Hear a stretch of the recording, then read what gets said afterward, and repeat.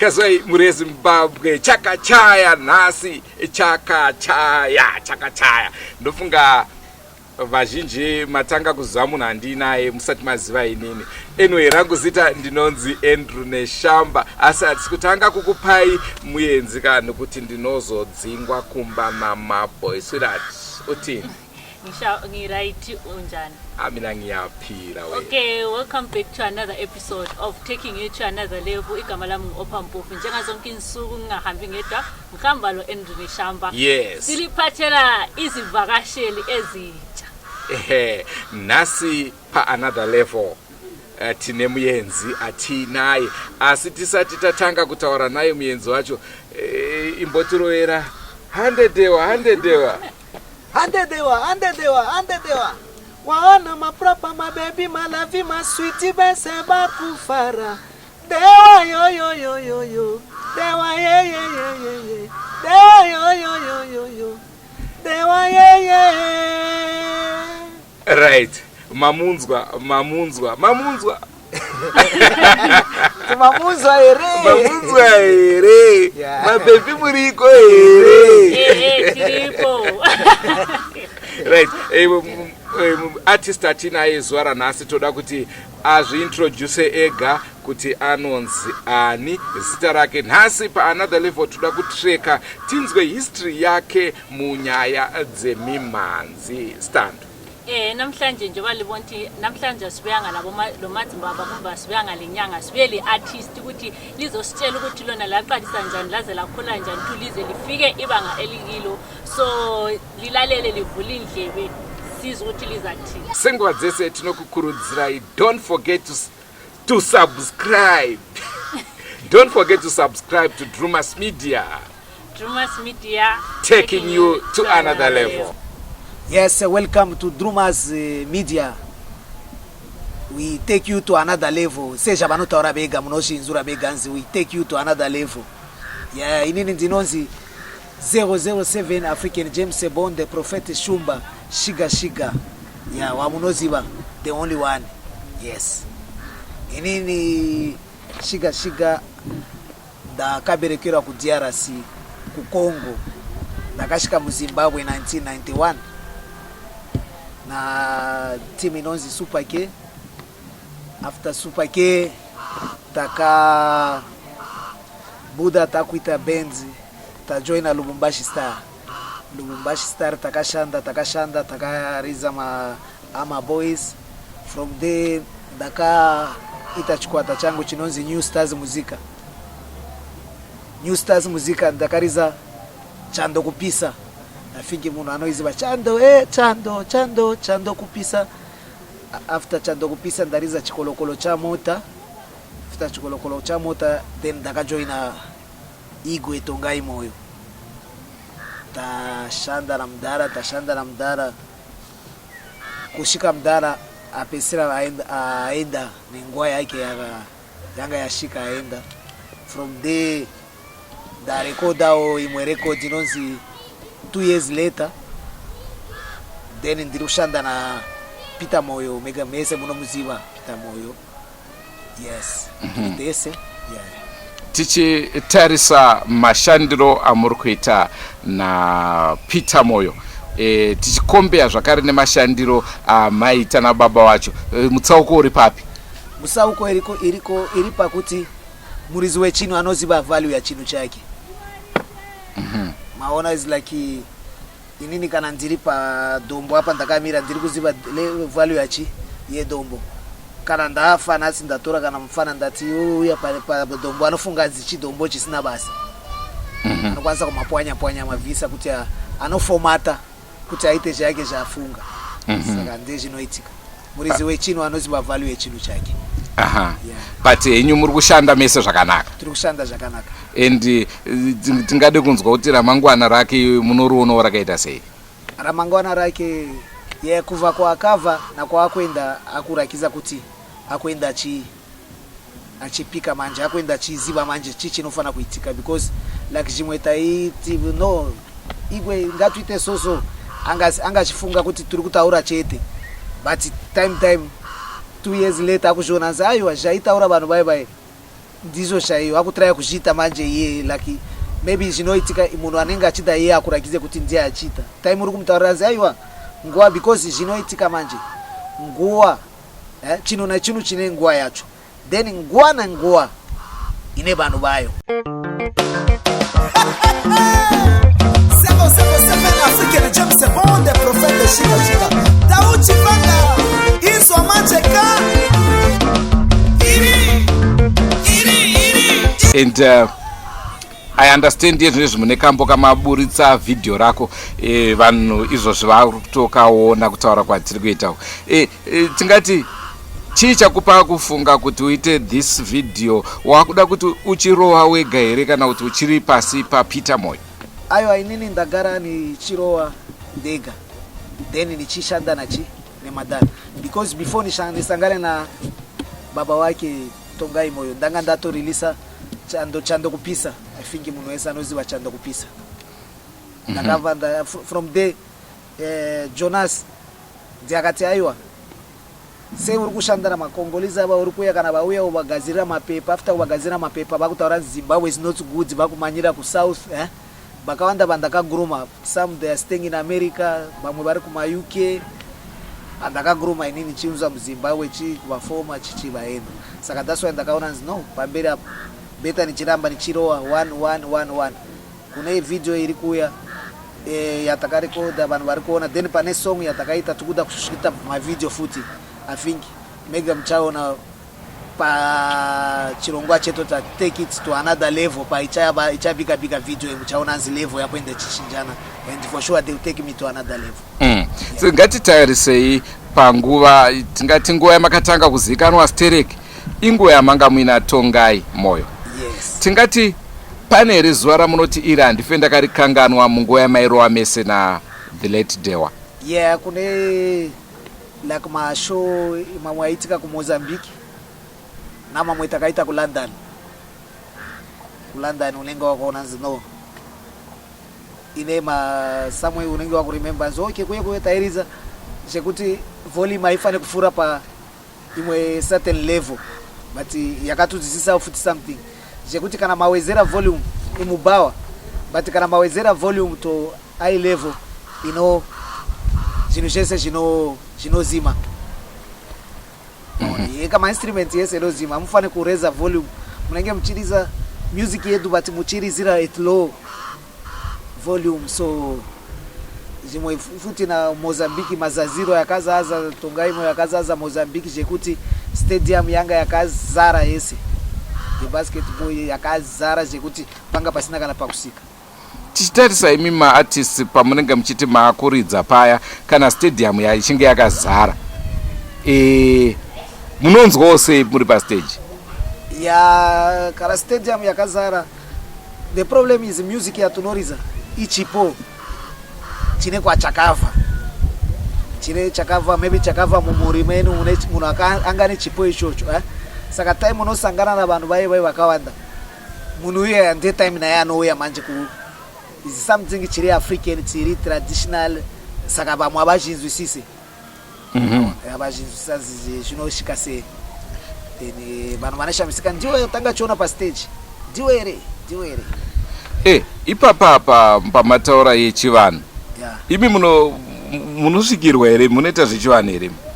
Aiwa inini handisvikirwe but we can say we are tunoziva we follow the tradition kune tradition kune chibanhu chaiyo then kwazoita na kuromba isi hatusi kutaura zvekuromba tiri kutaura chibanhu chekuti cheche chakatudiveta kuvarungu ndiye vakatudiveta bijana kuti tusataure they wanted like for example inini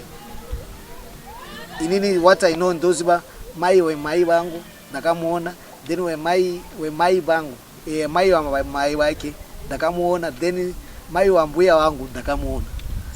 So what we are saying is like but when varungu they come they wanted us to take vanhu vese vandikutaurira because vakashaya we take them like Baba Roy Jesus chete ndiachi amunhu akanaka ava vese Baba Roy but Jesus is good but is imuzimu wa majudas futi because akatanga afa then azomuka but chikuru turi kutaura futi akatanga first aita afa kana azomuka atusikuziva akamukira kupi bonje vakuziva but according history turi kuziva first naye akafawo then achamuka but anga atoita se anga atofa ndikona saka havana kumurasa because akafa saka nesu atufane kurasa bedu sekuti mai vangu vari padhuze because afa that hatuna naye basa saka that's why unoona chimwe chakawanda chinenge chichirasika munzira unenge wakuda kuteedzera nzi sei ari kuda kuita iwo pesera wakuenda kunoromba hausi kutera muzimu yako zviri kudiwa. Alright, tingatukwe nevanhu chinzi mabuda paanother level.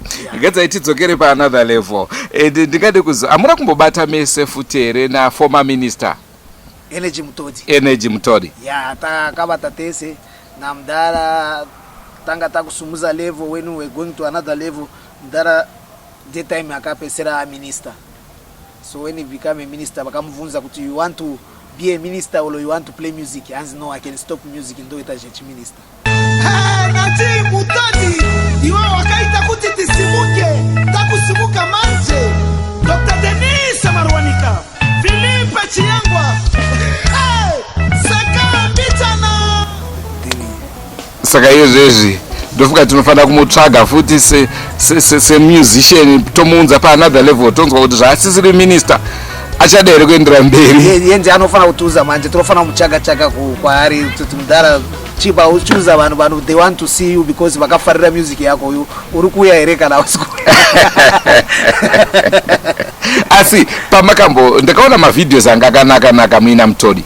Yeah, Mutodi was internationally Mutodi anga ni quality to say kana anga achicontinue na level yanga achitorera music yake kana anga achicontinue umwetu muZimbabwe we call taking him to the level of Mopao Koffi Olomide chayo because aita ma quality video sometimes taienda ku Joburg just to go and take the video tuchishandisa chikopokopo tutachisa is someone who anga atofunga kure kudara but time azofunga kuchisia but idea yake na brain yake kwa anga chitorera kumsoro angari chayo chekuti anga taienda. Aha. Saka isusu tiri kuti watiwo uchisvika first group rawakaridza naro ichi tichisvika takasvika inini na Jonas makauya mese tuchiridza na group anzi Super K. Okay. Yeah, takasvika tese na Jonas. Kono waimbotaura kuti ndiani anokunda mumwe iwewe na Jonas? Inini I was inspired kuziziswa chimwe chino musical and kunipa ads to be ads in music na Jonas. Na Jonas. Yeah, you see. So is someone he give me some good ideas tushika pa level paturi kwenda. Takutarisa ramangwana rako uri kuroona rakamira sei, uri kuronga zvipi mumanzi? Mumanzi ndiri kuramba nichirekoda pane imwe music ndakarekoda tuchaita video then pane imwe masong ya traditional turi kuita futi ya muchaona futi tuchiriza mumbira imo mu Prophet Shumba chiriza mbira chitamba chakaipa ku gomo kumwe kwa kuti vanhu avashike kana musero pamusoro right nanzwa tunoera Shumba. Yes. Ini ndiri muera Shumba zvakare asi chandandoda kunzwisa ndechiti ku DRC mune mitupo here? Ya mutupo iriko kwese but dzimongo atuchitere vamwe avachi stereki that's why munoona mitupo pandiri kutara inogara iriko kwese that's why munoona vini mumabattalion of ma soldiers munoona maybe sometime bakaisa kana nyanzi leopards. Leopards. What means leopards ndiye mutupo yacho maona kamwe kanenge kaneka nani kakaita kana Shumba unozibazi shika kwa kuseri koko shika kwa kuseri koko bata ipapo watamana ipapo bata ipapo bata baby ipapo 007 African James Bond takra ka wazona here. I think mese mnoni ziba 007 Prophet Shiga. Yes, African James Bond. Prophet Shumba, one prophet ane mutupo. Yes. Wow. Pa. Kudara taiti waona mapropa mabebi malavi muriko ere. Tamba yo. Tamba ye. Ah, mama. Yes. Bom. Tiriko ku Drumas, where imese vura pa Drumas one 007 African James Bond, the Prophet Shumba, one prophet ane mutupo kuti ka. Soja banka saini ka Shumba. Je mutupo achu saka samu mitupo inogara iripo but vano vashicherekeze. Ameno kana ndiye shona yacho hiyo. Ko mataura kuti kune mitupo icho chivanhu chekuroorerana ichi chakamira sei? Vanhu vanongoroorerana sezvo zvinongoitwa muZimbabwe here kana kuti zvakasiyana? Zvakafanana vanhu vanogara vachibhadhara obhadhara omwisawo vanhu doro saka it's just the same. Right. Tataura pekutanga kuti first group rawakajoina tida kunzwa mashandiro awakaita naro group irori. Group iri takashanda bijana chete ku Club Hideout 99. Takashanda bijana then kwazo shika the big boss Philip Chiangwa yakati aiwa I want to change you the group, I want you to join these guys Lubumbashi Star. Ndi Philip Chiangwa akakubvisa ikoko. But wakafara here ne movie yo yakaita? Movie yakaita yanga iripo because time yakaniita from Super Gate to Lubumbashi Star, straight Lubumbashi Star yakapesera yaita chi yazosimuka kuti ku level yakuti even when we going back kuriza ku Mazambia chi tanga takwenda tuchikonvinsa because Lubumbashi Star yanga iri group yakakwana but yanga sina chanta. Saka iyewo Philip Chiangwa tichimutarisa akakuyamurawo sei zvakawanda sei panhau dzemumhanza? Philip Chiangwa panguva iyoyo ku early 90s akati promota Stereki to make us famous. Deja akanitirawo pachangu but to make me famous kusvika nasi ndakusvikawo pamberi penu nichitaura. Right. Tinoona imi maartists pamunoshanda munoshanda nevakasiyana siyana. Ndambonzwa pasong yako uchitaura nezvamunhenzwa Itai Munhenzwa. Ndivape vamwe vatingati mapromoters awashanda nawo kusvika pari nhasi unoyanza kuti avakandibatsira zvikuru? Like video iri kuoneka mazuva ano yakanitira na Ndondo Impala. Ndondo Impala is now the late akatorwa na corona but akabhadhara video iyo yakatira video yakanaka matransport zvese kuti tusvike kuDombo Shower to do that video akasponsor zvese. So the mapromota turi kutaranza mapromota. Kune mapromota then kune vamwe vanenge vari kuseri kwa mapromota. Kuseri kwa mapromota ndechekuti yeye hakupromote yanomirira kana waita zita ndiye anokwanisa kuronga show kuti auya atore chi mari pageti. Then kune mapromota yekuti hauna chino yatanga kukupromota like bana Itai Munenja. And the late Regire Jalo akafa ofuti pa corona hapa. Tunenge tuchivachema madhara vedu but ingwa nenguva ine vanhu vayo saka we know vamwe vachauya futi nekuti tuchiri kuenda. Tichitarisa contribution yaRegis Munhenzwa kumusic industry ndezvipi zvaungada kutaurawo? Regis Munenja asumuzira vaimbi vakawanda Stereki kwete inini chete because vana Rejalo tatanga kubaziva time kudhara time yavana Jimmy Jimalo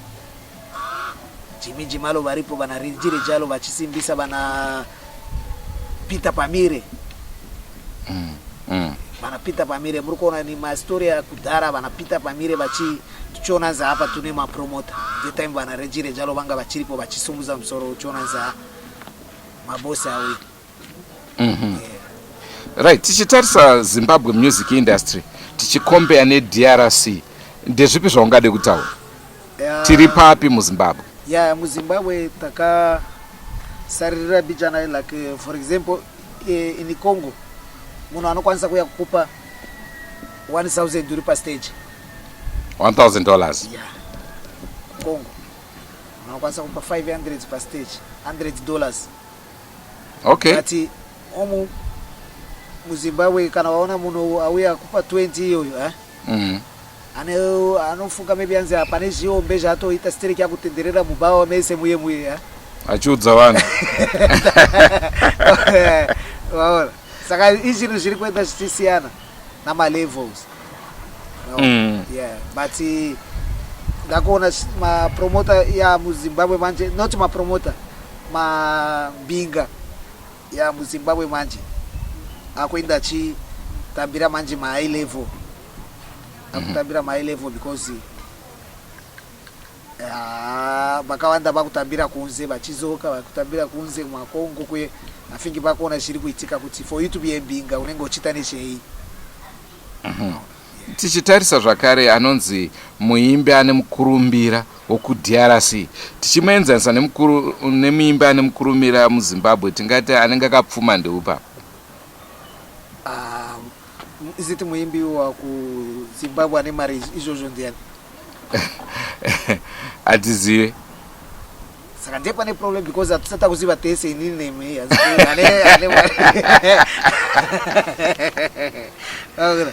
but so far, you know, when you take for example Fally Ipupa, when you take Fally Ipupa, hatisati kuona tonomukompea nani muZimbabwe.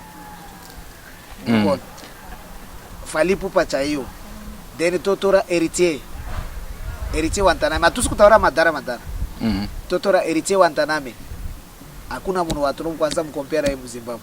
Vane upfumi wakaita sei vana? Fally Ipupa anaimba ku America. Those are musicians yekuti ane mari yake yekuti anotenga maona sema flat ya kumbare. Fally Ipupa akatenga maflat sei ya kumbare aisa vanhu kuti iwe yaye mugare basina zimba. Musician upi anokwanisa kuita iyi? Munomu. Yeah, saka uchiminzi takasara straight mashure. Atina kana kutsara because atisikana mumota iyoyo. Mure Zimbabwe regai timbonwira mvura. Remember to subscribe to Drumas Media. Drumas Media taking you to another level. Magadi muri Zimbabwe, ndinoitwa Regina Chapanduka, ndiri mutori wenhau weDrumas Media. Tagara toyauchidzana kuti hama dzadiwa, please subscribe, like and share to Drumas Media. Drumas Media taking you to another level. Ande naye tongai moyo naye kunofara naye, ande naye dewae kunofara naye, sele ba mama sele my baby sele wamuzwa ere mukomana bakomana banochena. Yes, ziri kuenda kusvika chichasvika chete. Wamuzwa ere mukomana bakomana banochena, tongai moyo dewa na utakataka espese basikana muriko ere. Susu music yauri kurova iwewe, musambo wako iwewe unouti chii? Yeah, inini ndiri kutraya kuita, ndiri kurova to afro sungura ndokwanisa kutanga kudirishuwa nerumba, time tapinda pasungura, time taroa afro chichi. The music in a fusion, African fusion. That's why I call it Afro, because ndokwanisa kuya kana nambira but nichiperera musungura.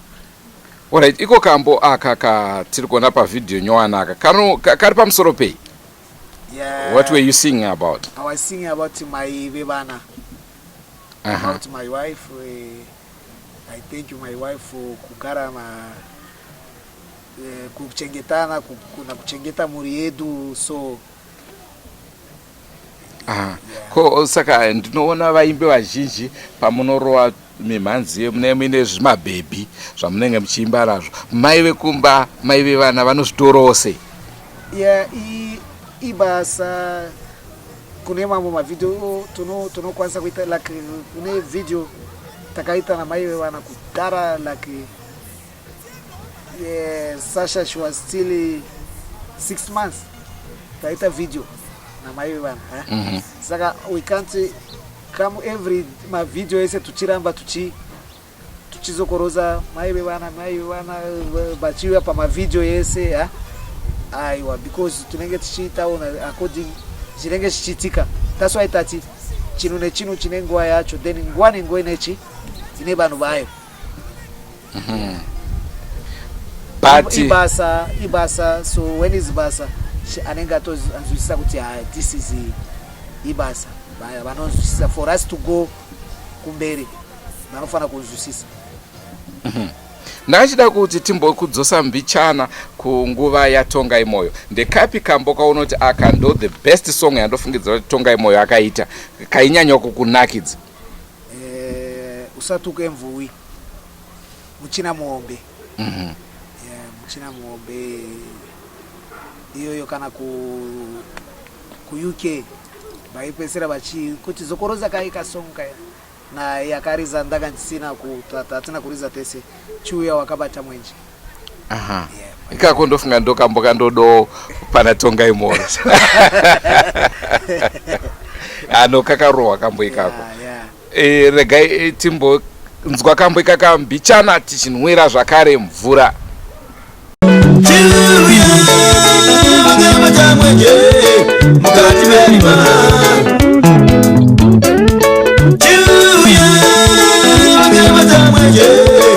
Wakabata mwenje mukati merima Pita ndiwe mukati merima Tanaka ndiwe mukati merima. Ko takatarisa na Peter Moyo ndekapi kamboka unoti aka ndoka rikundibata kudarika tumwe twese? Kuna Peter Peter ari kuya like kune mambo masomo yake ma new one but asati ama promoter stere kise because promotion ya kudara ne promotion ya mazwano inenge chisiana ichisiana because kudara taita kana music iri kuda kubuda yaibuda through grammar saka kwanga kune mana nyanzi ma jukebox kana music iri kubuda nasi what mean nezuru maybe na 12 o'clock ma jukebox yanga yato seta chi music yoyo chekuti jukebox yese lokwasa kuona but hapa manje music iri kuita mazwano ya kuti sometime airire sometime inorira dakika no pita kwa kuseri ikoko pita kwa kuseri ikoko bata ipapo bata mwana ipapo bata mwana that is Peter Moyo. All right tichitarisa iwo wakazvimirira une tarisiro here kuramba uchita chanta ma groups akasiyana siyana kana kuti une urongo hwekuti kuda kuzotanga rako group? Inini ma featuring aturambe kuita but by the meantime nichita featuring. That featuring is because unenge uchi kana ndaita featuring in a way maybe vanhu tu vanga vasinganizive vanokwanisa kunitanga kunizivira via iwewe. Mangwana anokwanisa kuenda kuvhura chi pa music yangu achiona anzi nje uye is the same like what Japreza is doing. Japreza is taking the world via chi collab. It's not to say aripa mbere pevese but that collab because atanga riza na collab na I mean we can say maybe ariza na Soldier Love banu tuba Soldier Love banga basingaziwe Japreza bakuziva Japreza akusia enda kumumwe achaga wa Diamond Platinum ariza na Diamond Platinum baku Tanzania bakufarira song iyoyo banopesera basara bafanizi ya Japreza. Mangwana aenda ku Nigeria so deja tuno ita music unofana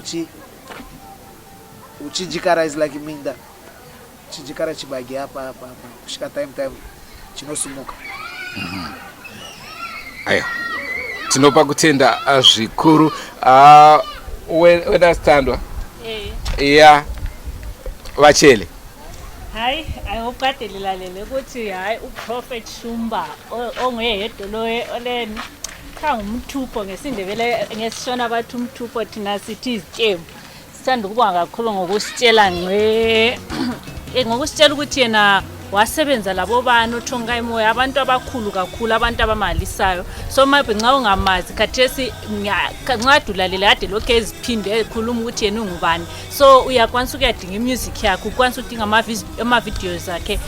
Noma nxa ungabona yakwanisa ukusifonela thina bese sikutshela ukuthi hayi uyakwanisa ukwathola ngaphi. So sithanda ukubonga kakhulu umlaleli ukuthi kadulalele wathatha isikhathi sakho lokhu lathi. Ngiyethemba ukuthi next time uzaphenduka futhi ku Drumas Media uzozwa futhi ku taking you to another level ukuthi sebesilobani. Nxa ufuna ukuthi ule artist ofuna ukuthi sili interview or ule artist ofuna ukuzwa ngayo history yakhe awuyasifonela thina bese sikunjani bese sikhuluma laye bese sikutshela ukuthi ubusisitshela ukuthi kuyinokufuna ukuzwa kakhulu. So ngiyabonga kakhulu kulo kade requestile ukuthi hayi isifiso sakhe sesigcwalisekile. So keep on watching and subscribe to Drumas Media, taking you to another level. Yes, take you to another level. Vanhu vanonzwa chetanzi Sandra Katolika moresereo Sandra Katolika mkazi wangu ndivo vari panapa. People want to know. Tell them. Alright, nindetwa Katolika, ndini Sandra Katolika wacho. Ndodangotaura kuti music yashiga iyi music yakanaka inoita ngoti munhu akomborerwa nyangwe munhu asiri kufara akaiteerera anonzwa kufara. Saka ndongoti music yavo kachinhu chinonakidza kuti mhuri yeZimbabwe kana kuti vanhu vari mativi mwana enyika pasi rose tenderere vanonakidzwa nemusic yavo. Mazvinzwira mhuri yeZimbabwe ndo zviri kutaurwa isusu tinoti mai shiga because shiga ndiro zita ratajaira. Ndingade kukuzisai kuti ndiwo zvakare vanonzi gogo ungwe kazwai machemberi. Stando wainzwa sei nhau yatanga tinayo nazo? Hayi namhlanje ngizwe sibili ngizwisisa ngokuthi kade sikhuluma ngani because ekuqaliseni bangakwazi ukuthi hayi kanti sihlala labantu abayakhulu kangaka kumbe sihlala lama artist amakhulu avela kude. Hayi siyabonga kakhulu ayopha umlaleli uzwisisile wabakwazi ukuthi hayi akude lapho umuntu yabevela khona. I hope ukuthi nxa ufuna ukuthi kube lo muntu oyi artist ofuna ukuthi sikhulumele layo sihlangane layo uyaphonga ukukhuluma lathi osifonele. Next time we taking you to another level sebesilale artist la khona. So don't forget to subscribe to Drumas Media. Papa tishatombo mhanya anditi uyu katanga tina izora nhasi maimunzwa kwadewa tiri kunanga kwamacheso toda kukuteerai. Ndinovimba mafadzwa nechirongwa sekutaura kwaita opa maartist tibatei tikurukure muuye pachirongwa another level. Rangu zita ndinonzi Andrew Neshamba. Ndofunga ndakuudzai kuti musakanganwe kusubscribe ku Drumas Media so that we take you to another level. From me Andrew Neshamba and Opa Bob.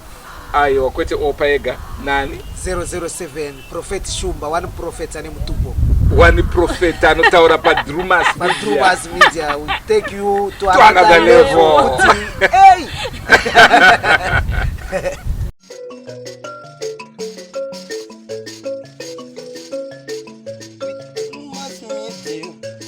Ine dzidziso ine nhungamiriro yekuti pagwarare upenyu topa kumatendo kuvayara shumba vatidzidzisa nekuti pogwara iri.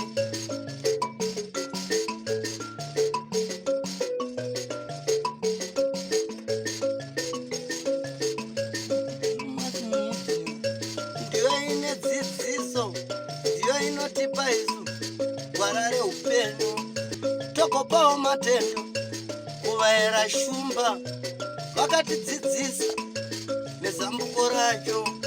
Ndiwo akatipa vabatsiri ava vatipa vabatsiri tigove nedzidziso.